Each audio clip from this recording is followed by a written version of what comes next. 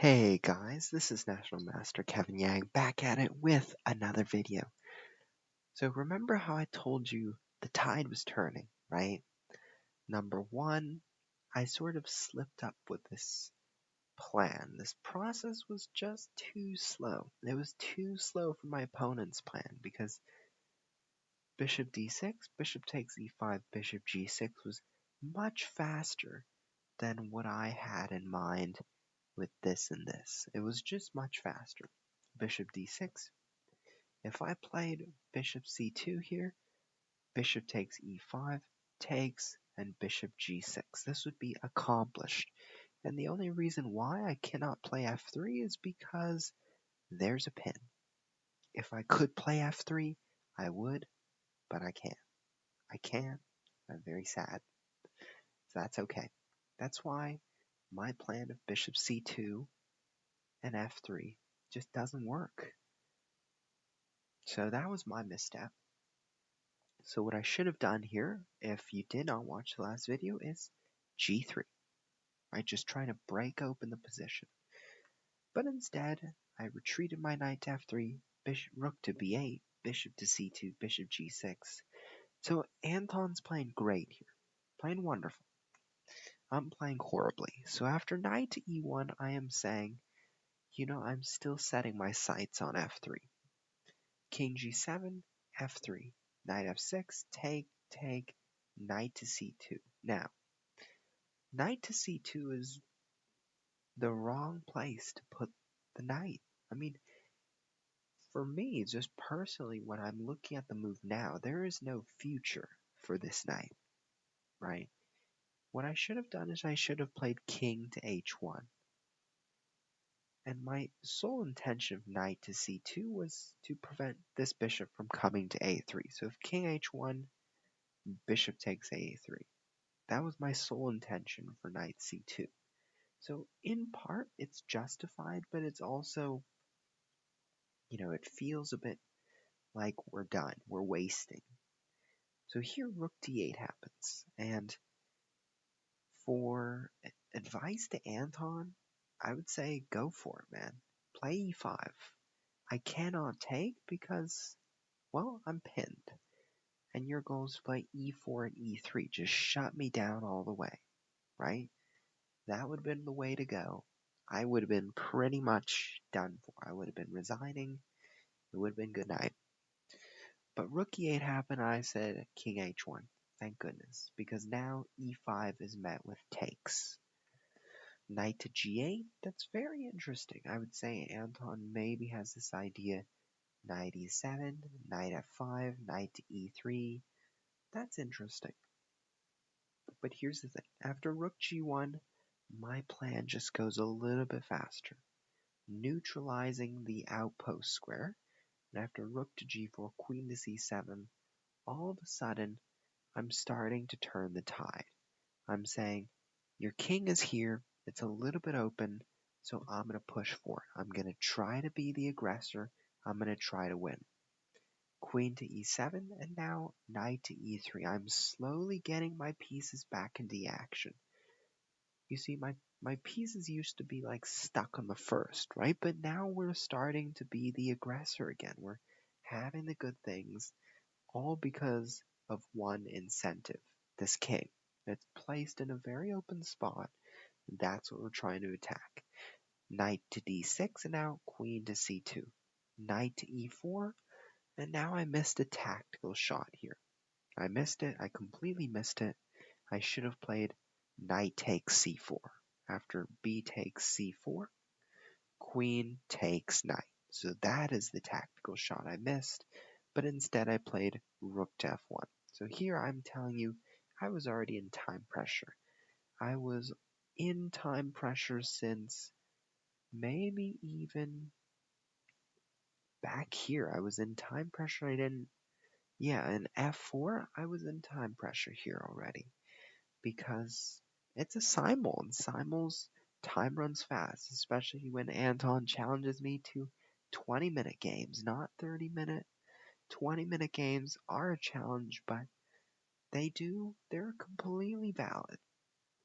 So here in the game, Rook to f8 was played, and I played rook to g1, saying you cannot ever take on f4 because I just take back. So I was like, I'm fine with that. But now queen to c7 is played, and I think Anthon has played an incredible move. I could have still played knight takes c4 here, but of course I didn't see it.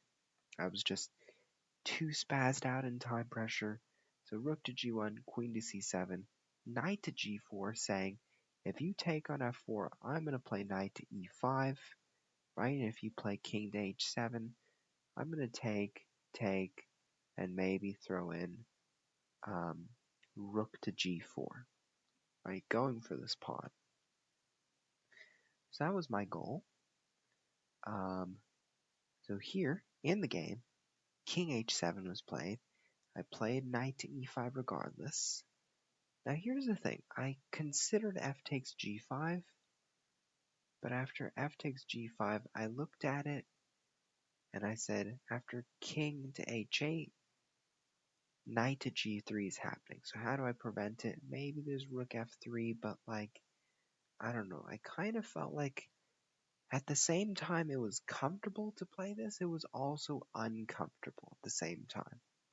So, sort of double-edged. King to h7, knight to e5 happens, rook takes, pawn takes, rook to g4. So, I'm basically showing you the variation that I wanted to play previously. Here, same variation, same old, same old. Rook f8, queen to g2, saying I'm maybe going to put pressure here, but I'm leaving it there just in case. f3 now, knight takes f3, queen to f7, very interesting, knight to e5, saying if you leave, I'm going to play rook to g7, and I'm going to try to mate you all I can. So let's say, for example, queen f2, but then after rook g7, king h8, there is the move knight to f7. And all of a sudden, if rook takes f7, check, bam, checkmate. So that cannot happen. So then queen takes, rook takes, and all of a sudden it gets very complicated for both sides. So this game was very double-edged. But in the end, here's what happened. Knight to e5, knight to f2, and I got flagged.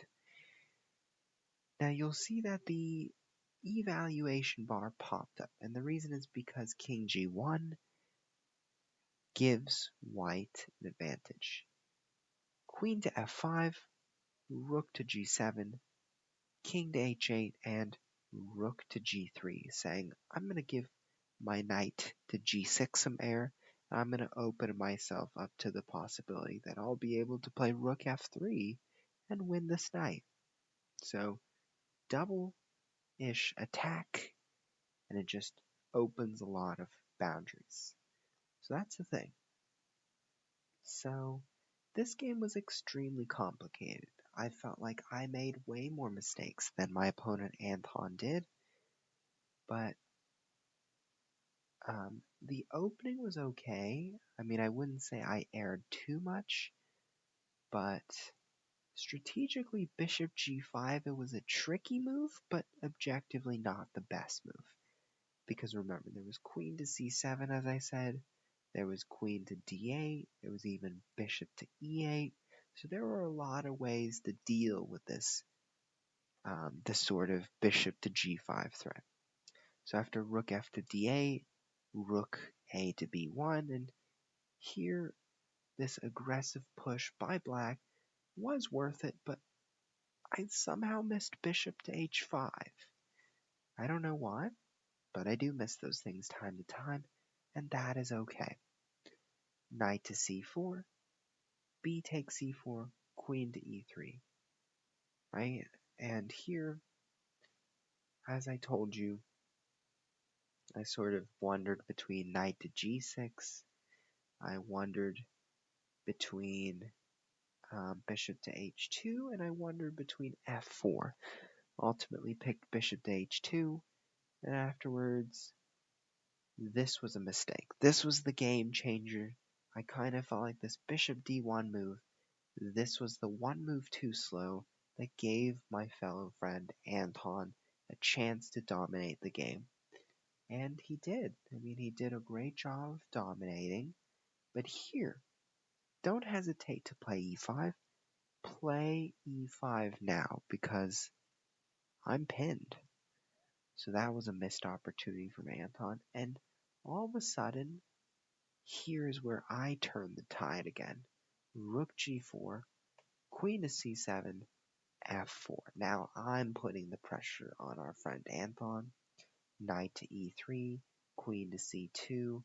I forgot knight takes c4 for 2 straight moves. And here, I got a bit lucky near the end.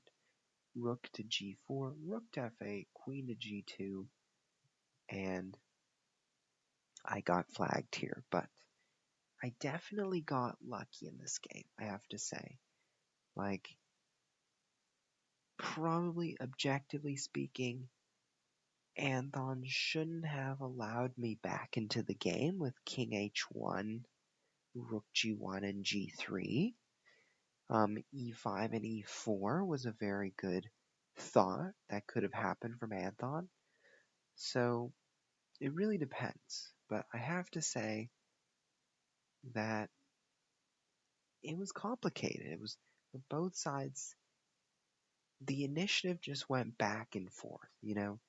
I had the initiative, then Anthon had the initiative, and then I stole it back, and then I got flagged. So it's a up and down, and we did things the best we can, but sometimes it's not enough. We get flagged, but as long as we have fun, as long as we have the passion for it, the curiosity, the quest for knowledge, it's all we need.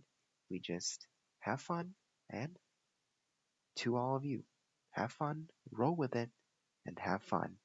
I say have fun a lot, just have fun.